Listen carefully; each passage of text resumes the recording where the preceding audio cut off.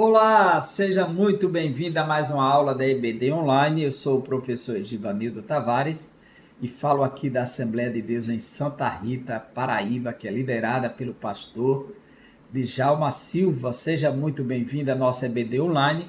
Nós estamos estudando uma série de lições com esse tema, a Igreja de Cristo e o Império do Mal. Já passamos por diversas lições com temas extraordinários, começando com a igreja diante do espírito da Babilônia, o perigo do ensino progressista, quando a criatura vale mais do que o Criador, a dessacralização da vida no ventre materno, a desconstrução da masculinidade bíblica, a desconstrução da feminilidade bíblica e hoje a oitava lição, transgênero. Que transrealidade é essa? A própria palavra já começa com uma preposição trans, que quer dizer além do gênero. Veja, transgênero quer dizer além do gênero. E a continuidade diz: que transrealidade é essa? Quer dizer, que está além da realidade. Que coisa é essa que está além da realidade? A nossa lição ela tem essa proposta de nos mostrar como a cosmovisão judaico-cristã está em conflito com a cosmovisão secular.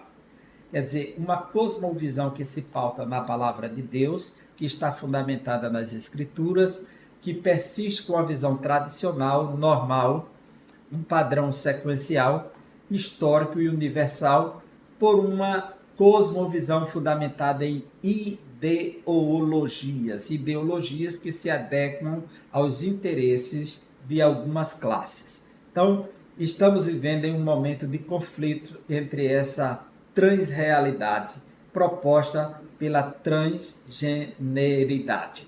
Então, vamos para a nossa lição, que ela tem 3 capítulos, e cada capítulo tem uma proposta. A primeira é explicar que o fenômeno da transgeneridade abarca as questões da identidade de gênero. Por quê? Esse termo transgênero é um termo guarda-chuva. Tudo que você pensar sobre ideologia de gênero, cisgênero, não binário, homossexual, gay, lésbica, tudo vai estar no guarda-chuva transgênero. Então, é um termo muito amplo que surgiu na década de 70. E as distinções de cisgênero e transgênero e a questão da sexualidade. Então, quando se separa o conceito de gênero e de sexo, então se dá novos conceitos. E é isso que está acontecendo. É bom que você saiba que a nossa cosmovisão é a tradicional, é a conservadora, é a judaico-cristã. Nós estamos persistindo com a cosmovisão que segue uma visão tradicional que vem desde muito tempo. Não estamos aqui como os anormais, aqueles que estão com novidades para as pessoas. Não, pelo contrário, estamos dando continuidade a um modelo histórico universal que está resguardado e fundamentado pela palavra de Deus. Simplesmente assim. E diante da proposta moderna, contemporânea de transgeneridade, nós entendemos que todo ser humano é livre para fazer suas escolhas, seguir o rumo que quiser. Nós defendemos que todo ser humano precisa saber quem é Deus, mas ele não tem a obrigação de aceitar a Deus. Ele é livre. Então, o nosso dever é apresentar. E se o Espírito Santo o convencer de seus pecados, do juízo e da justiça, e ele responder positivamente ao chamado eficaz do Senhor, ele será salvo pela fé. É isso que nós entendemos de forma simples, clara e direta, e isso não é uma imposição para a humanidade. É nossa obrigação pregar, mas não é obrigação nossa tentar salvar ninguém ou impor sobre alguém que ele tem que aceitar a Cristo, que ele tem que seguir a cosmovisão judaica cristã. No entanto, estamos dispostos a lutar por aquilo que recebemos e estamos caminhando desde sempre, pois alguns querem nos tirar do direito de sermos os normais e passarmos a sermos os anormais diante de um contexto globalista, de uma agenda que busca apenas impor ideias e visões que estão pautadas em interesses pessoais que eles chamam de liberdade, né? Mas na realidade é uma imposição de ideias. Então, se alguém quiser seguir outros rumos, segue teu caminho, nós vamos seguir o nosso e vamos dizer para o mundo que a vontade de Deus é esta e que Deus criou deste jeito e que assim será até o fim e não há o que temer, o que há apenas o que defender, a realidade que entendemos como verdade simples, direta, clara para a humanidade. Então, vamos reafirmar no capítulo 2 a visão bíblica a respeito do gênero e no capítulo 3 elencar, esclarecer os efeitos da ideologia transgênica, porque toda ação tem uma reação. E o efeito se torna claro diante da realidade quando se desconstrói os princípios, bases, valores, pois a ideologia de gênero ela vem primeiro com a mudança de mentalidade, a forma de ver e entender o mundo. Segundo, uma mudança comportamental. Terceiro, uma mudança anatômica de corpo. E tudo isso tem sérias implicações. Por isso que estamos dispostos a defender aquilo que cremos até o fim. O nosso textuário nos diz assim: portanto, deixará o varão. Varão aí é ish, quer dizer homem. E vai andres no grego. O seu pai e a sua mãe. Ou seja, ele está saindo de um padrão de uma família que envolve um pai e uma mãe. Um casal heteronormativo, heterossexual.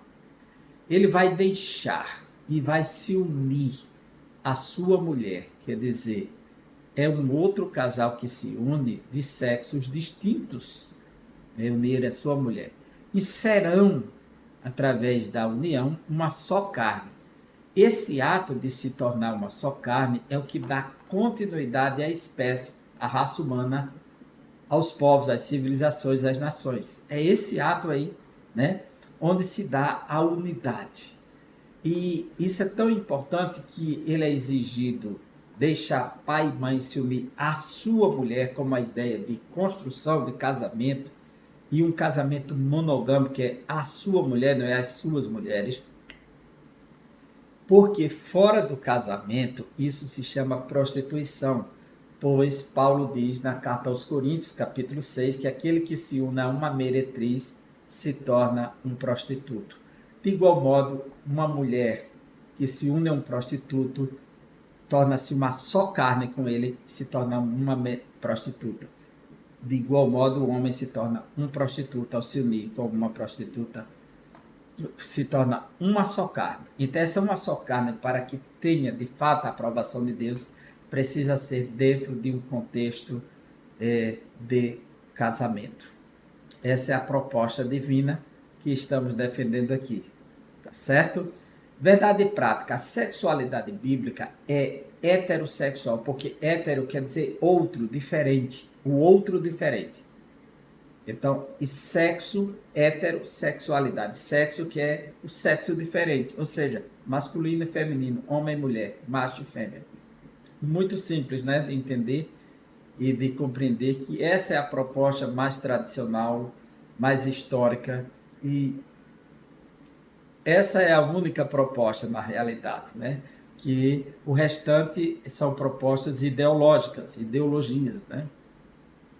Então ela é bíblica, a sexualidade bíblica primeiro é heterossexual, porque ela distingue dois sexos, dois gêneros. Inclusive, olha para o mundo animal. O que dizer do mundo animal? Você não encontra outro padrão a não ser macho e fêmea. O mundo animal como todo, dentro da criação, certo? Então, e os animais, porque são irracionais. Os seres racionais querem criar uma nova racionalidade, novos conceitos, novas ideias que modificam tudo e querem transformar nisso um padrão, a norma, e quem tentar defender um padrão normal será anormal. Que situação chegamos? Ser normal se tornou anormal. Então, biologicamente definida conforme o sexo divinamente criado. Quer dizer, a sexualidade bíblica é heterossexual e biologicamente definida desde o seu nascimento. ou é XX da mulher e XY do homem. Não tem o que inventar, né? Os cromossomos, eles vêm com essa proposta, XX ou XY, né? Se der XX é menina, se der XY é menino. É muito simples. Veja essa imagem aí, como este ser no ventre, ele já tem um sexo bem definido, bem distinto, claro. Embora que o conceito de sexo e de gênero é a mesma coisa, são sinônimos por muito tempo. Atualmente, há uma mudança nesses conceitos quando o sexo passa a ser aquilo que você nasce, que é definido a partir da anatomia do corpo, a estrutura e a genitália, e o gênero é aquilo que você escolhe, que pode ser diferente do seu corpo, da sua anatomia, da sua forma, da sua genitália. Então seria isso. Mas, por muito tempo, gênero e sexo sempre foram sinônimos. É uma palavra que troca pela outra. Qual o sexo do bebê? É macho, é fêmea. Qual o gênero? É homem, é mulher. Dava no mesmo lugar. Hoje não. Hoje eles estão trabalhando na ideologia da transgeneridade para que sexo seja uma coisa e gênero seja outra. Então, biblicamente, os seres humanos possuem um sexo biologicamente determinado, ou seja, desde a sua origem, desde a concepção, de conformação heterossexual. Por quê? Ou alguém vai nascer macho, ou vai nascer fêmea, ou vai nascer homem, ou vai nascer mulher, ou masculino ou feminino. Então existe uma determinação biológica em qualquer lugar do planeta, seja nos seres humanos, seja nos animais. No entanto, a desconstrução dos valores e a revolução sexual apresentam novas formas de sexualidade, dentre elas a transgeneridade. Nesta lição veremos as características deste fenômeno, a visão bíblica do sexo, gênero e os efeitos da ideologia transgênero. Nosso objetivo é reafirmar a vontade de Deus quanto ao ser humano viver de maneira coerente com o propósito divino por meio de seu sexo biológico. É por isso que tem muita gente no mundo que, depois de ter feito mudanças de sexo, assumido outras identidades e nomes, tem feito um trabalho de retorno e tem vivido profundas crises. E a internet está cheia dessas informações aí, de reportagens nesse sentido. É só procurar no YouTube que você verá, procurar no G1, no Google, qualquer lugar, ou na plataforma do chat OpenAI, né? A inteligência artificial. Compreendendo o pensamento da transgeneridade. Olha só, como compreender esse pensamento? A identidade de gênero. Primeiro ponto. O gênero identifica os seres inequívocos, que não há equívoco do sexo, masculino e feminino, ou é um ou é outro. E esse sexo ele vem com uma determinação biológica. No entanto, a partir da década de 70, as feministas que estão vivendo a segunda onda do feminismo, a partir de 70, a primeira onda foi a das sufragitas, que buscavam o direito ao voto, que a palavra sufrágio em latim quer dizer voto, direito de igualdade, cessão do comércio e os direitos iguais ao homem. A segunda onda, ela vem com a ideia da sexualidade. Foi quando Simone de Beauvoir disse: ninguém nasce mulher, torna-se mulher. Então, um novo tempo começa a se definir a partir daí.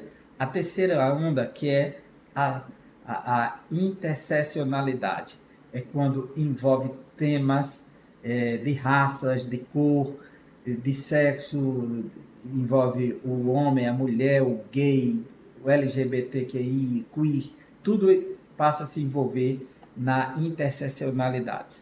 E a quarta onda, que começa em 2010, é o cyberfeminismo, que é o ativismo feminista por meio da internet e das redes sociais, como meio de mudança e transformação de consciência social. Então, eles estão com esse ativismo midiático através da internet. Então, é a quarta onda que está sendo identificada atualmente. Então, essa segunda onda usava o termo gênero para diferenciar do sexo anatômico. Ou seja, o termo gênero ele passa a ser diferenciado. Por quê? Enquanto sexo e gênero eram tratados como a mesma coisa, o sexo era masculino ou feminino, o gênero era macho e fêmea, agora não.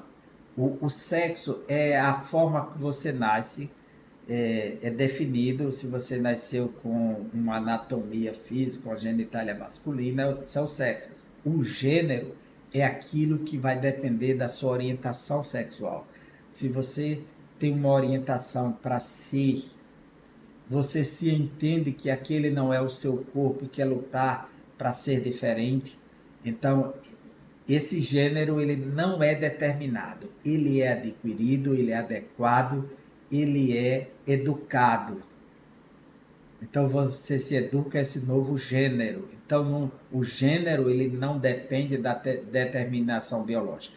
Enquanto o gênero, antigamente, que definia o sexo, ele era determinado, não deixou de ser. O gênero sempre que define o sexo, determinação biológica. Nessa nova proposta, vamos deixar isso claro aqui. O gênero ele é indeterminado. O que é determinado é o sexo. Mas o gênero não, vai depender da orientação da pessoa, da escolha. Então depende muito como a pessoa quer se identificar. E nesse caso, eles avaliam que a relação sexual entre macho e fêmea corresponde a papéis sociais impostos pelo contexto cultural e social, não pela constituição anatômica e biológica do corpo humano. Desse modo, validam qualquer tipo de comportamento. Cisgênero e transgênero. Veja aqui em cima que eu coloquei aqui, do latim cis, quer dizer do mesmo lado, e trans, além de. Então, um cisgênero é uma pessoa que nasceu com o sexo masculino e entende, nessa proposta deles, tá certo?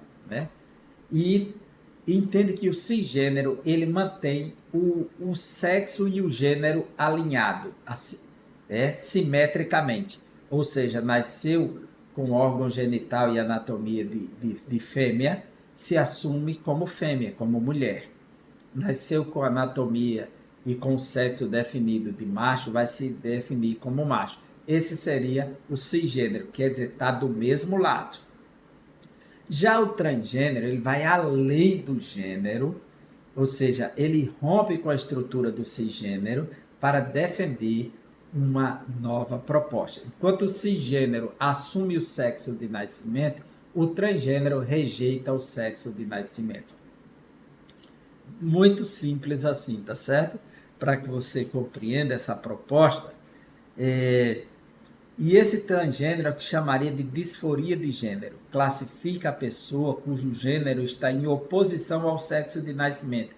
Ou seja, indivíduo que nasce com a genitália masculina, mas que se assume mulher, ou que nasce com genitália feminina, mas que assume homem. São pessoas que alegam ter nascido no corpo errado e se identificam com um gênero diferente do sexo biológico. O movimento social de representatividade desse grupo é chamado de LGBTQIAPN+. E o que quer dizer tudo isso? Olha só. Aqui está a lista aqui ao lado, tá vendo aqui, ó? LGBTQIAPN+. L de lésbicas, G de gays, B de bissexual, T de transexual, Q de queer, I questionando, I de intersexo, no meio dos sexos, né? A de assexuais, que não tem sexo nenhum, pessoas que não se definem por sexo nenhum. Aromânticas, não tem nada de romântico, não aceita nada, não tem paixão por nenhum dos lados. A gênero, não tem gênero nenhum. Isso são ideologias que as pessoas adotam e assumem, não tem gênero nenhum. Pan ou poli, que é aquele que é todo tipo de sexo. Pan é tudo, né? E poli é muitos. Então, que é todo e muito sexo. Não binários, não se define nem macho nem fêmea. Depende muito, é um gênero fluido. Uma hora se sente homem, outra hora se sente mulher. Depende muito. E mais, que tem outras coisas mais que não dá para definir, porque envolve também certos comportamentos, relações, inclusive com animais, que é bem defendido hoje, até em pauta de aprovação em alguns países, né? E no Brasil já cogitando esse tipo de lei, mas porque existe também a relação incestuosa entre pais e filhos, mães e filhos, família envolvida numa relação sem ter nenhum. Ou seja, nenhum tipo de relação sexual deve ser proibida, nenhum tipo de relação sexual deve receber qualquer tipo de proibição ou limite. Essa é a realidade. Até se mais aí se abre um leque tremendo. Então, essa é a proposta desse grupo que batalha por isso. Bem, mas aqui nós temos uma classificação e os símbolos de cada um deles, né? O transgênero e sexualidade. Para os especialistas, a orientação sexual de uma pessoa é definida de acordo com o gênero que ela se identifica. Ou seja, depende da identificação da pessoa para definir o seu gênero. Não depende de ter nascido, não depende de determinação biológica. Não, depende da opção da pessoa. Nessa nova proposta da ideologia. Então, e por qual gênero sente atração sexual? Qual o gênero que você sente atração? Então, a pessoa vai dizer, eu sou heterossexual. O heterossexual é quando a atração é pelo gênero oposto, ou seja, o macho pela fêmea, a fêmea pelo macho. Só que existe um novo grupo que se define como heterossexual, que é uma mulher que nasceu mulher e se definiu homem, e um homem que se definiu mulher e se une ao outro. Poderia ter feito isso pelo processo natural e normal. Aí daqui a pouco está aquele homem barbado na aparência, grávido, que é o que está acontecendo, né? E eles se definem como heterossexual. De fato, eles são heterossexual, né, biologicamente, mas eles estão se assumindo heterossexuais pela ideologia, pelo gênero assumido e não pelo sexo definido. Veja só, é isso que está acontecendo. Então, o heterossexual que se define como aquele que gosta do sexo oposto, né? Que é o que nós defendemos como princípio da heteronormatividade, o princípio que Deus quer e está na sua palavra. Já o homossexual vem de homo, que quer dizer igual. Se você tem a palavra hétero, que quer dizer diferente do outro, palavra hétero, né?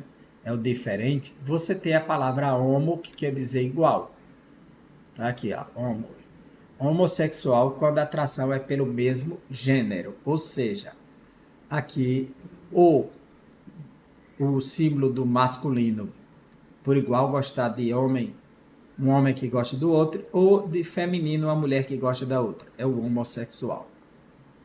Já existe o bissexual, quando a atração é por ambos os gêneros, ou seja, a pessoa que gosta dos dois sexos ao mesmo tempo e tem relações com os dois.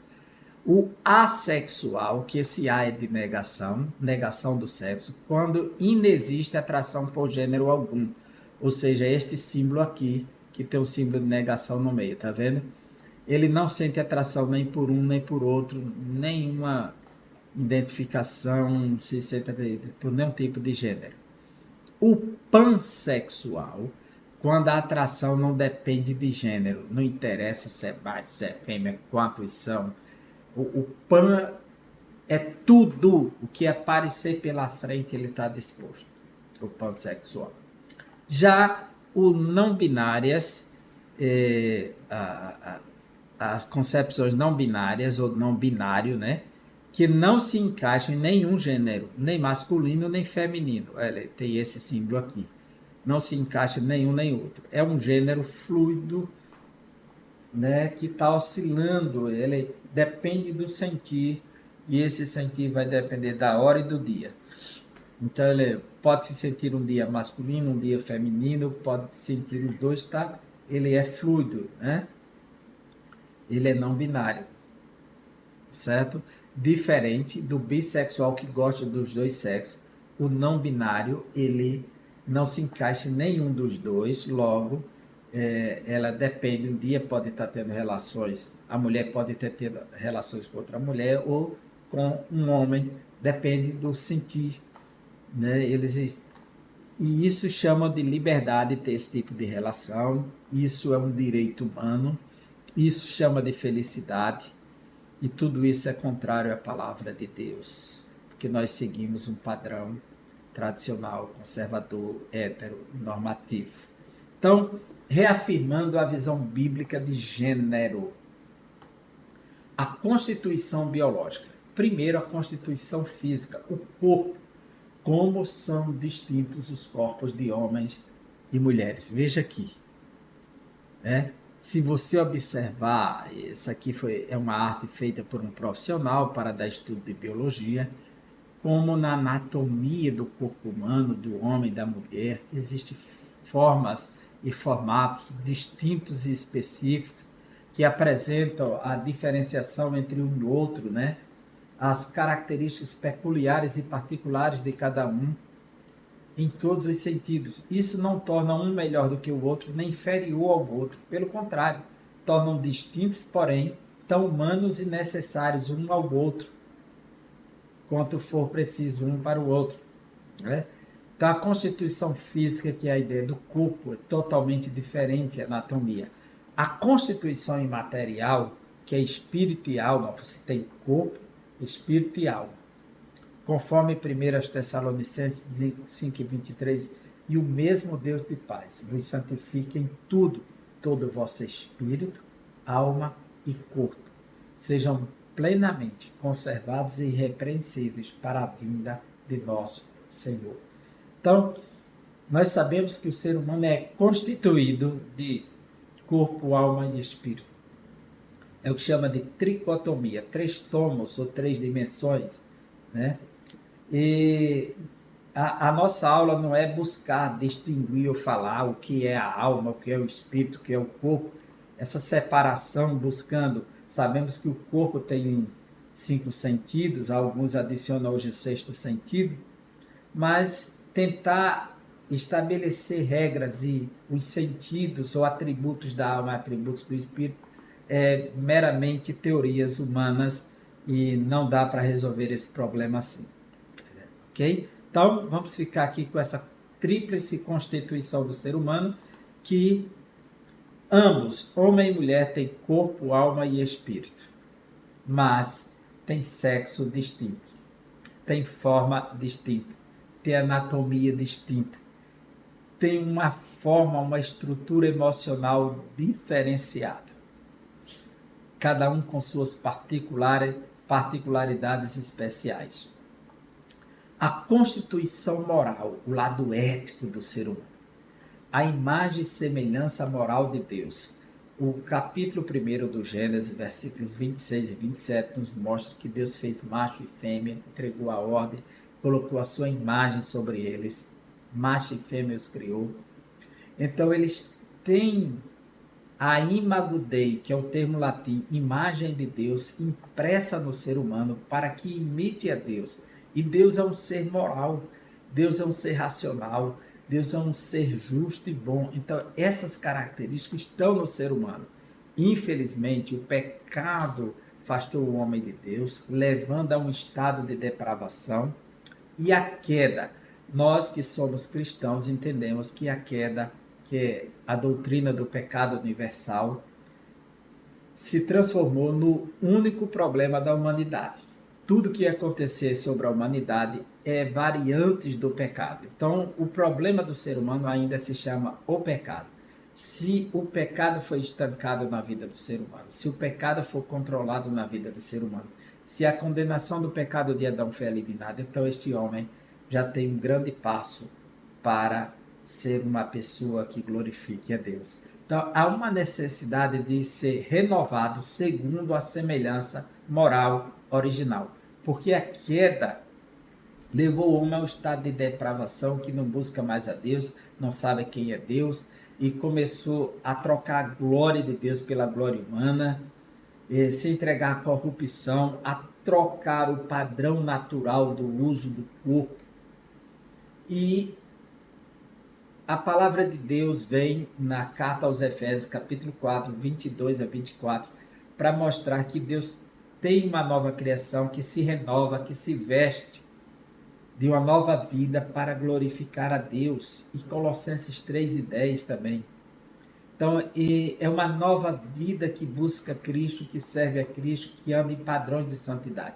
É preciso ser renovado, ser uma nova criação, uma nova criatura.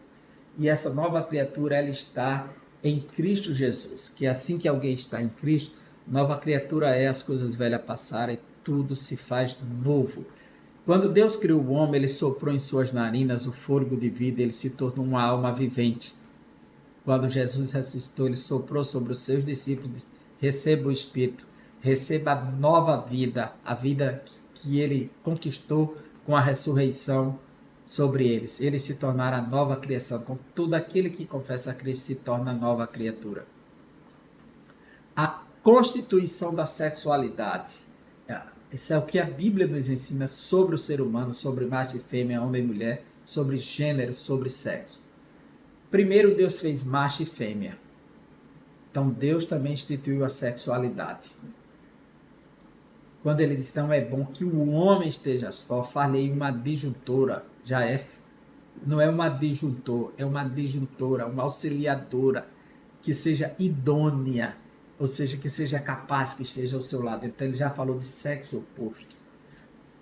O Criador prevê uma satisfação completa entre homem e mulher na busca da realização conjugal e na procriação da espécie. Então é notório, como o livro de Eclesiastes diz, para o homem ter satisfação com a sua esposa, que ele casou, é nela que ele encontra a satisfação, e inclusive a satisfação desde o dia a dia, do amanhecer, no dia a dia, nas coisas, como no ato da intimidade. E o Salmo 127, que fala da construção da família,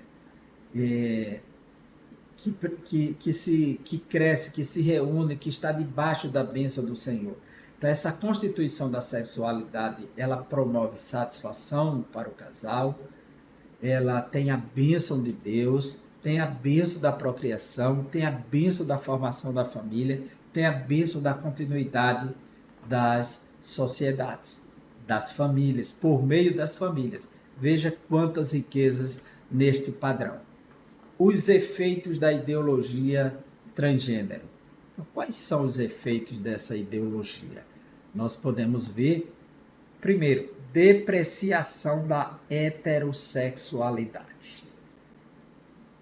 O modelo de sexualidade nas escrituras é heterossexual. Isso aqui está visível, está patente e latente para nós o tempo todo nas escrituras. Em Gênesis 2:24, quando Deus diz para deixar pai e mãe unir-se a sua mulher. Em Mateus 19:5, Jesus cita o mesmo texto, mais uma vez, como um padrão heterossexual, diferente, macho e fêmea. Em Marcos 10:7, volta a citar o mesmo texto. Em Efésios 5:31, o mesmo texto reafirmado. Quer dizer, já é uma base, é um pilar. É uma coluna que ninguém pode remover. É uma base que ninguém pode demovê-la do espaço, do lugar onde foi estabelecida. Tentar remover isso aqui da sociedade é expor a sociedade à ruína. Em 1991, o termo heteronormatividade passou a ser utilizado em depreciação da prática heterossexual.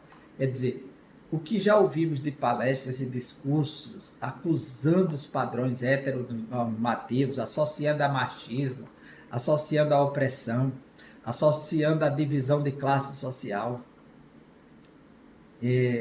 associando a tirania com uma proposta transgênica, mas a proposta heteronormativa, que é a prática da heterossexualidade, é o padrão mais tradicional, mais comum que existe para a humanidade. Então, mexer com isso aqui é mexer com os pilares da sociedade. Então, a construção de narrativas. Militantes trans alegam que a subjetividade de alguém, se sentir homem ou mulher, deve se sobrepor aos aspectos biológicos. Ou seja, os que militam por essa causa da transgeneridade, eles acham que a subjetividade de alguém, como se sente, como se acha, no ato de se sentir homem ou mulher, deve sobrepor os aspectos biológicos, aquilo que foi determinado que ele nasceu, o seu sexo, o seu gênero. É isso que ele está dizendo aqui. Então, o ativismo na educação, porque a educação é um meio que eles estão atuando com muita força para formar a consciência da criança. Não é dizer que existem opções, não é dizer que existem modelos alternativos como querem. Eles estão usando a educação para impor um modelo que vale tudo e que se torne o padrão normal. E qualquer pessoa que se defina pelo lado normal, ele será acusado de anormal e ninguém terá o direito de dizer sou homem ou sou mulher. Alguém vai dizer, você está se sentindo, você está se achando, mas você não é. Quer dizer, vai tirar o direito da pessoa de defender a sua própria identidade sexual. Sua identidade de gênero será questionada. Por quê? Estão se utilizando dos meios de educação para fazer ativismo de uma ideologia que rompe, que promove a erosão de uma estrutura biológica, anatômica, natural, comum, histórica, universal. Eles estão agora atuando no sistema de saúde pública, impondo as suas doutrinas para modificar crianças.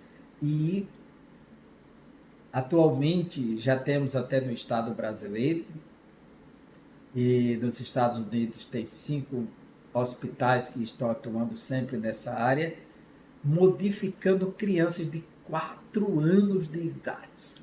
Você sabe que isso significa uma invasão. Quando que uma criança de 4 anos de idade pode se sentir outra coisa e decidir por isso e já começar a receber hormônios que alterem o seu corpo, a sua anatomia e o tipo de prejuízo para a saúde que virá no futuro, porque pessoas adultas estão se revelando revoltadas porque fizeram mudanças corporais e depois sofreram as consequências. Agora imagina crianças de 4 anos em diante sofrendo essa invasão para responder a caprichos e interesses pessoais que querem modificar a sociedade.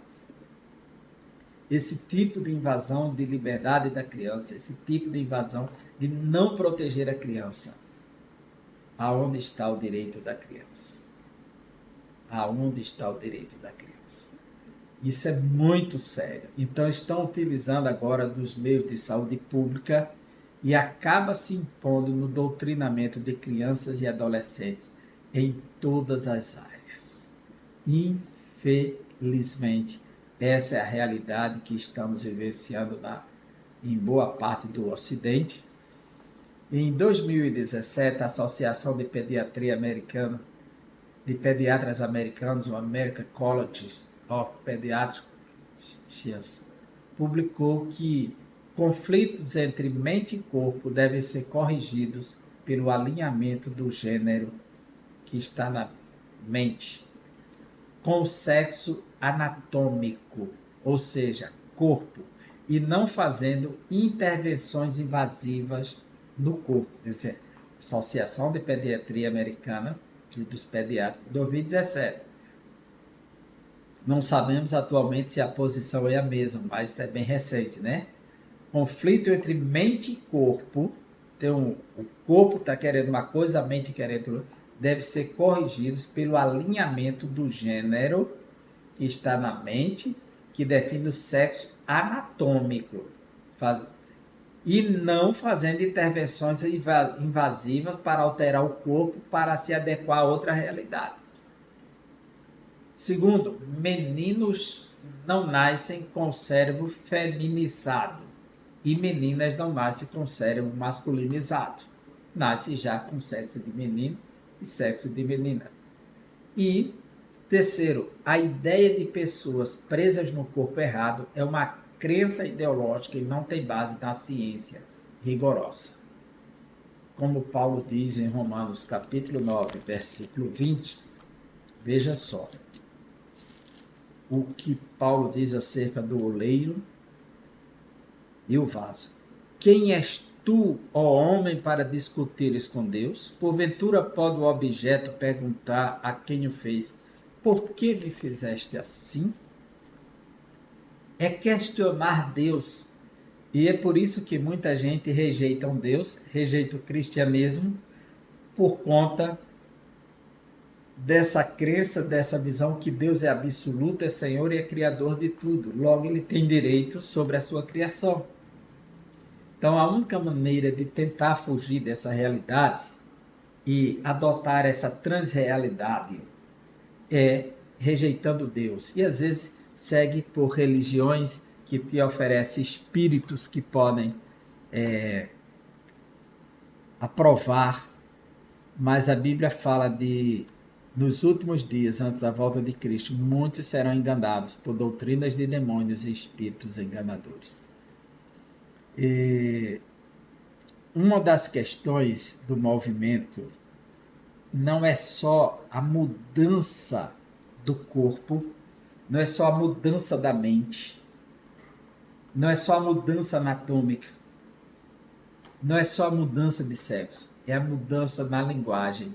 É dizer, se constrói um vocabulário, se constrói uma linguagem, se constrói uma narrativa para defendê-la, para validar, tornar lei, para que todo mundo só fale dessa maneira. E quem falar no padrão normal será normal. Quem defender até o padrão histórico da própria gramática será normal. Então, a linguagem neutra, que é essa proposta que se tem hoje, o movimento LGBTQIAPN+, requer a inserção de uma terminologia neutra ou não binária, que não define nem masculino nem feminino na linguagem. Veja esse cartaz que foi do dia 28 de junho, Dia Internacional do Orgulho Gay. O direito de amar é de todes. Linguagem neutra é isso, conforme o cartaz deles. É direito de todes. Veja essa proposta aqui de uma escola. Diz assim: sejam todos bem-vindos no primeiro dia de aula. E respeitades. Ou seja, respeitados, né? Essa era a ideia. Então, respeitado seria masculino, então não pode dizer e respeitades. Uma linguagem neutra em que não defina o gênero masculino nem feminino. É a desconstrução total, não só do gênero físico, biológico, mas também a desconstrução da própria linguagem, porque nem as palavras poderão ter mais esse direito. É bem verdade que as palavras dependem de cada país, de cada lugar, para assumir um gênero diferente. Por exemplo, a palavra sangue entre nós é de gênero masculino, substantivo masculino. Se for para o espanhol, é feminino, la sangre. E assim as palavras no grego, no hebraico, elas sofrem mudanças de gênero, mas não deixa de existir a questão de gênero numa linguagem. Mas e no grego você vai ter gênero masculino, feminino e neutro. Quando se trata da palavra mesa, em grego você fala de algo neutro. Quando fala de um sentimento, fala de algo neutro. Mas as demais coisas têm gênero, masculino, feminino, neutro. Mas aqui eles querem só o neutro. Aonde vamos chegar com essas propostas? Além da desconstrução anatômica, além da desconstrução biológica, além da desconstrução que foi determinada biologicamente, ainda uma desconstrução na própria linguagem. Não é brincadeira um negócio desse. Então, o objetivo é identificar quem não se reconhece como masculino ou feminino. E aí, a pessoa que disser que é masculino ou feminino será grampeado, será taxado, será objeto de observação desse grupo. Veja esse cartaz que foi feito aí para um evento do cantor Djavan. Ultimis entrades. Já pensou? Ele foi para o Teatro Tivoli e aí, ultimis entrades, linguagem neutra, últimas entradas, né? Que é o últimos ingressos, né? Para onde ele ia. Veja, a linguagem neutra, ela vem com essa proposta, a desconstrução da própria linguagem. Tudo para satisfazer um grupo que busca essa proposta da transgeneridade. Ok?